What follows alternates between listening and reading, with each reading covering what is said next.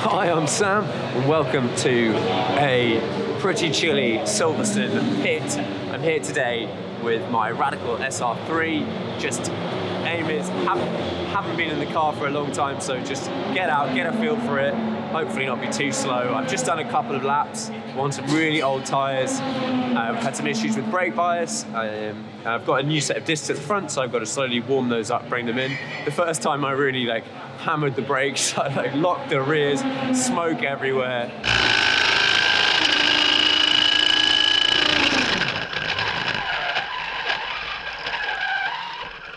Which is not really what you want, especially with the bias we were running. We were running 60-40 front rear, so you shouldn't be getting the rears locking, but I think it's because I've got some really old tyres on there.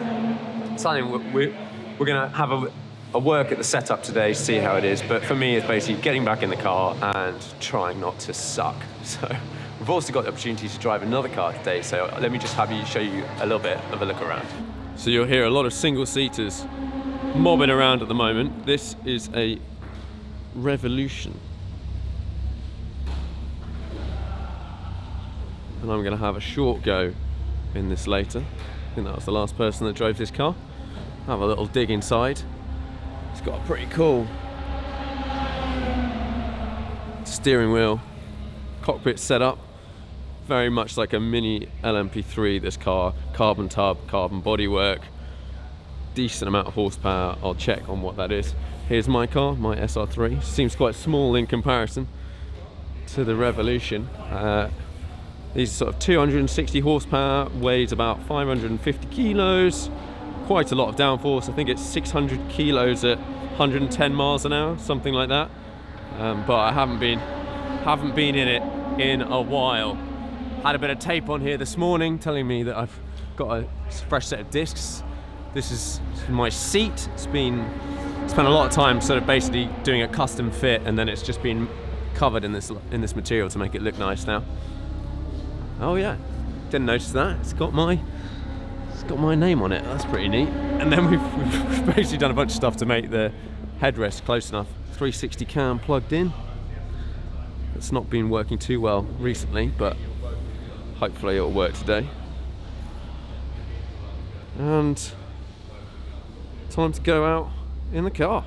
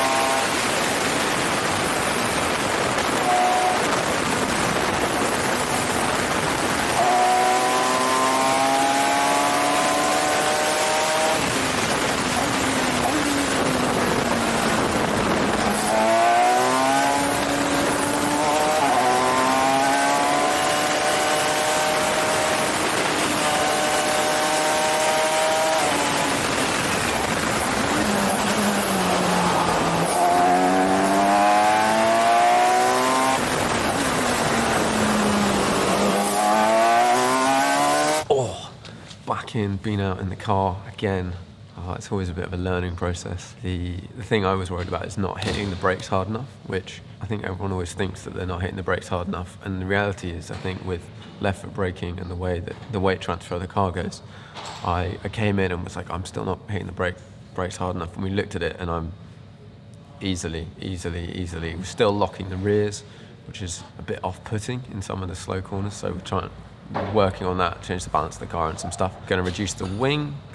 I'm getting some high-speed understeer, so the front is pushing. What I quite like it is if you're in a high-speed corner, like Cops or something, and you wind it on a little bit more, I want the car to turn in more rather than, and then I can deal with that on the way out rather than just plow on straight. But yeah, it's kind of just getting back in the car and putting some laps in, really. Time will come, but it's difficult to not beat yourself up about it a bit, but it's fun.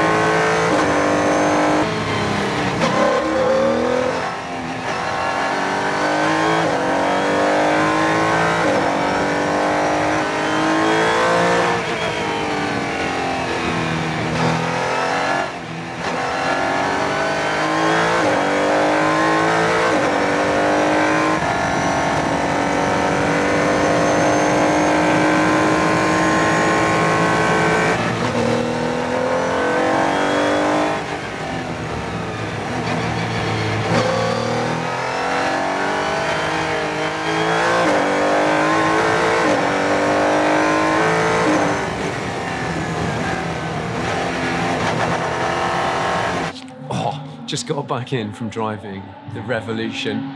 It's a similar sort of car to my SR3, but very different in the way it delivers it. It's got power steering, which is adjustable. That took some getting used to straight away. It was like, whoa, whoa, whoa. Just turning in. So it's trying to work out the weighting. It's adjustable, so you can. The steering wheel has this kind of like Formula One style. It's got switches and buttons everywhere for different things, but just the driving of the car versus an SR3, it feels much more solid. Everything's like kind of like bolted down, which is an interesting, and it's got a much more of like a meaty sounding engine. So I think to me, it feels more like a prototype, I guess. I think it's more similar to an LMP3 car because it's carbon tub, carbon panels, all that stuff. So everything's bolted together, like engine, chassis, and it's got a lot more rigidity. So you feel that, like everything's just like, oof. I didn't have too many laps because someone dropped some oil, so I had to come back in, wait, and then go back out. But it's a really fun car. It feels more serious than the SR3, which feels quite serious when you compare it to other cars. But it's a cool experience. And it's got enough power, and I think they've now done another version with a bit more power, that you can start to feel the even in high speed, medium high speed stuff, that you can start to feel it rotating under the power when you're on full throttle, which is quite nice. Whereas the SR3, once you're above like 100, it will rotate round under steering, but not necessarily, and like a tiny bit on throttle. But this, you feel like it really starts to sort of come round, which is just a different way of driving the car. It's a bit heavier than the SR3. I think it's about 800, 8 something when you're in it, maybe 900 when you're in it with fuel and stuff like that, but it's in the 8s, whereas the SR3 is 550, something like that. But I've got a little break. I'm gonna have a drink, some water, eat some food, and then I'll look at some data with Ross, and then I'll be back out in the car for a bit more driving.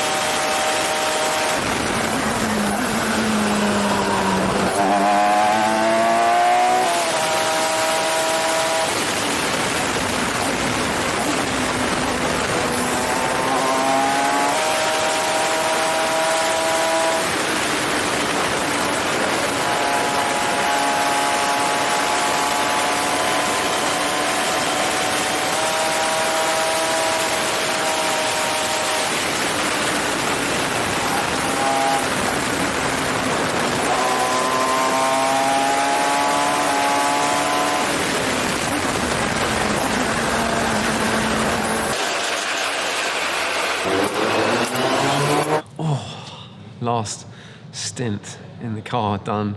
That was a good one. I did a 2:04.9, which is my fastest lap around here by 2 seconds, maybe, just about. I think I've done a 6 something before, which is cool. This is cool.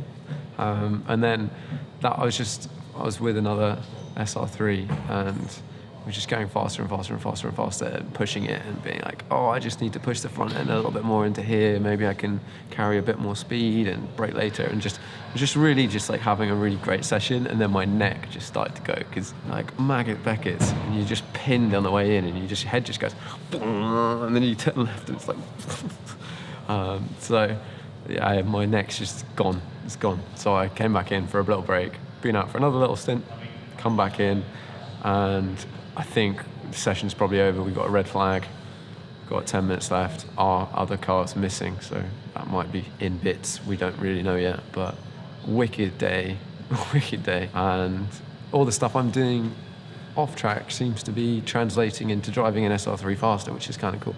It's fun, but yeah.